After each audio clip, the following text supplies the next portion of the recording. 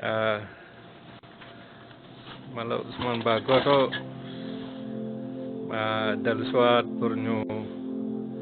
tegale waxtaan wi voilà lu tax ma ñëw pour ñu waxtaan tuuti j'ai vu que depuis hier dafa am ay jeunes yu bëri yu ñu nekk di arrêté ñu ngi leen di tëj quoi ñu ngi leen di arrêté fekk leen seen mbir kër yi arrêté leen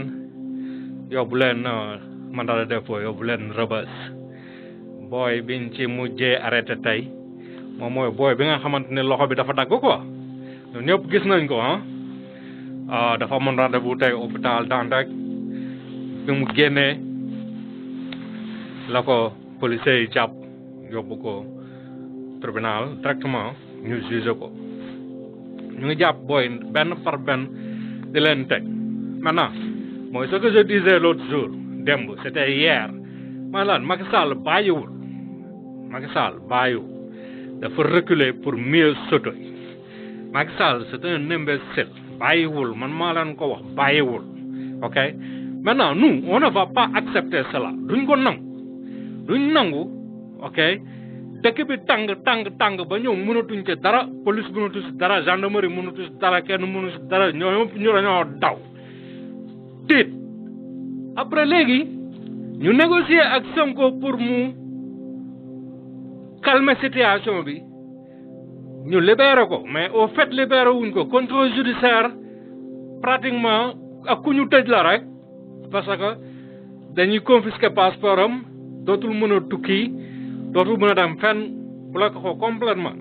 parce que ñoom loolu lañ doon wër c'est ce qu'ils cherchaient benn dossier lañ doon wër ci kaw Sonko c'est ce qu'ils ont fait à Sarkozy même si Sarkozy le mérite ok léegi ñoom pour takkal Sonko pour am dossier ci moom pour bloqué ko complètement pour yàq casier judiciaire am ba du bokk ci élection yi ñu jëm mu jaral leen ñu rey ay bakkan mu jaral leen ñu rey plus de 12 Sénégalais plus de 12 jeunes ñu rey leen ci moins de 48 heures mu jaral leen ñu blessé plus de 800 personnes il y a eu 800 blessés 800 personnes yoo xamante ni dañoo blessé wu te blessé yu si bëri ay blessé yu grave lañ boo yu si bëri bu ñu demee ci hôpitaux yi médecins yi nanguwuñ leen faj parce que on les voit comme des casseurs de je ne sais quoi loolu ñun waruñu ko accepter xam nga le plan c'était Sonko buñ ko libéré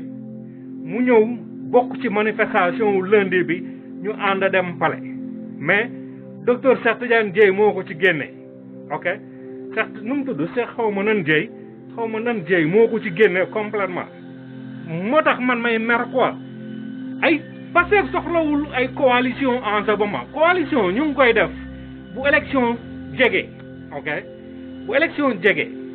d'accord mën nga xool ban parti nga mën a def sa allié ngeen ànd dem def coalition pour dem ci ay élection parce que Sénégal benn parti rek mënatul gagner élection présidentielle wala élection bu mu mënta doon mais après élection yi bu jeexee bu fekkee gañewuloo coalition bi dañ ko war a tas ku nekk demal sa bopp liggéey massifier sa parti dem sur le terrain ba xam li ngay peser ñaata la bu fekkee li ngay peser mën na laa yóbbu élection yow rek pour nga mën a gagner c'est bon bu fekkee li ngay peser dafa manqué ñu xool ñaata pourcentage moo la manqué après nga xool yan parti yu honnête dans l'opposition yoo xamante ni bokk ngeen ay vision ngeen ànd ngeen dem élection mais en ce moment nii Pastef di ànd ak xaw ma ay yan Blondine xaw ma ay lan docteur Dièye xaw ma ay kan dañuy yàq liggéey bi quoi pourquoi ñu yàq liggéey bi parce que Sonko dafa yaru Sonko dafa respecté nit Sonko bëggul jenni nit moo tax bu ko ñooñu waxee non nañ def nii rek danaan ok amul problème parce que bëggu leen jenni fekk ñooñu c'est des gens yoo xamante ne ils pensent qu'ils sont intelligents ils pensent qu'ils sont plus intelligents que les autres que je voulais dire tu comprends dañuy yàq liggéey bi parce que li ñu am ci Macky Sall en ce moment dootuñu ko amaat ci kawam man maa la ko wax Macky Sall fu mu toll nii dafay négocier rek ba renforcer armée bi renforcer police renforcer gendarmerie jënd ay armes yu doy dalaat suñu kaw comme pas possible parce que c'est un rancunier le gars il est méchant affaire bi xew ci 4 jours yi da leen a bett ñoom ñëpp la dépassé xaaruñu ko woon donc maintenant ils vont se préparer ils vont se préparer dal ci kaw nit ñi te ñun loolu waruñu koo accepter waruñu koo nangu quoi vous comprenez léegi d'après samay source booy nervi am na ñu doon fay 15000 am na ñu doon fay 25000 par jour te booy ñoom ñëpp veille avant ñuy jàpp Sonko ñu si bëri ci ñoom état bi jox na leen ay port d'arme c'est-à-dire autorisation ñu yor a arme ok mais man li ma ci gën a metti mooy comment Macky Sall peut avoir le droit d'armer des milices c'est-à-dire des jeunes civils pour ñu tirer ci kaw population sénégalaise ok et li ma ci gën a metti il le faisait devant la police et devant la gendarmerie qui devait assurer la sécurité des Sénégalais, la sécurité de leur matériel aussi et leurs biens. Tu vois,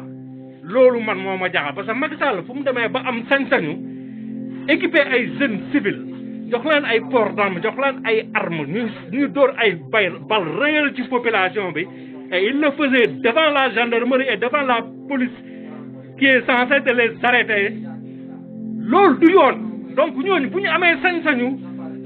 def loolu ñun am nañ sañ-sañu armé wu ñu nit jàkkaarloog ñoom parce que ku yor arme ne daf lay tirer am nga sañ-sañu wut arme doxal ndayam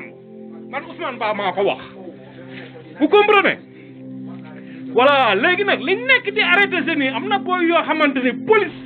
mu ngi leen jëlee Touba la leen dem jëlee pour yóbbu leen Dakar pour defeere leen na dagg léegi tout de suite na dagg nañ arrêté nañ bàyyi booy yu ñuy arrêté di leen jëm a bundu xala di leen toxal wala ñu dellu nday ci kaw tali bi nañuy dellu ci kaw tali bi amuñu droit boobu vous comprenez amuñu droit bi xam nga léegi je disais que Sonko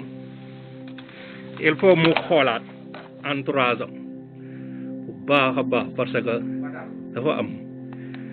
excusez-moi ay traite yu ko wër quoi te il faut mu commencer comporter wu comme un chef d'État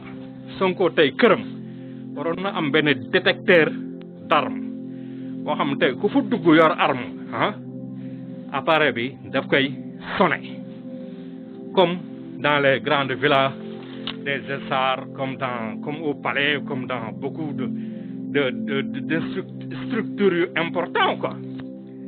loolu mooy numéro 1 numéro 2 dafa war a am